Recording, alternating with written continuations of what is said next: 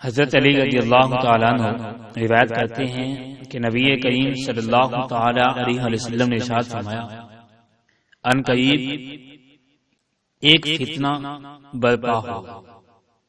حضرت علی فرماتے ہیں کہ میں نے عرض کی یا رسول اللہ صلی اللہ تعالی علیہ وسلم، اس فتنے سے بچنے کا طریقہ کیا ہوگا؟ تو نبی کریم صلی اللہ علیہ وسلم نے ارشاد فرمایا، اللہ تعالی کی کتاب جس میں تمہارے اگلوں اور پچھلوں کی خبریں ہیں اور تمہارے آپس کے فیصلے ہیں۔ فرمایا قرآن فیصلہ کن ہے اور یہ کوئی مذاق نہیں۔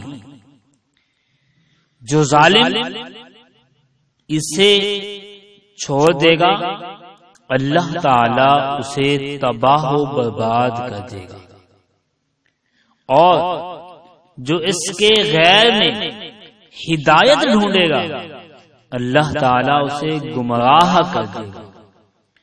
وہ اللہ تعالی کی مضبوط رسی اور حکمت والا ذکر ہے۔ قرآن سیدھا راستہ ہے۔ قرآن وہ ہے کہ جس کی برکت سے خواہشات بگڑتی نہیں اور جس کے ساتھ دوسری زبانیں مل کر اسے مشابہ و مشکوک نہیں بنا سکتی۔ قرآن وہ ہے جس سے علماء سیر نہیں ہوتے، جو زیادہ دہرائے جانے سے پرانا نہیں ہوتا۔ قرآن وہ ہے جس کے عجائبات ختم نہیں ہوتے۔ قرآن وہ ہے جب اسے جنات نے سنا تو یہ کہے بغیر نہ رہ سکے کہ ہم نے عجیب قرآن سنا ہے۔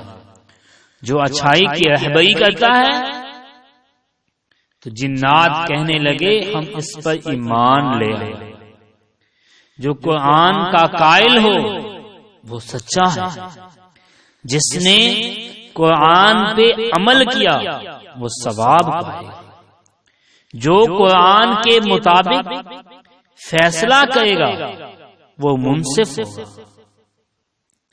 اور جو اس کی طرف بلائے گا وہ سیدھی راہ کی طرف بلائے گا۔ صلو علی الحبیب صلی اللہ تعالی علی محمد۔ حضرت علی رضی اللہ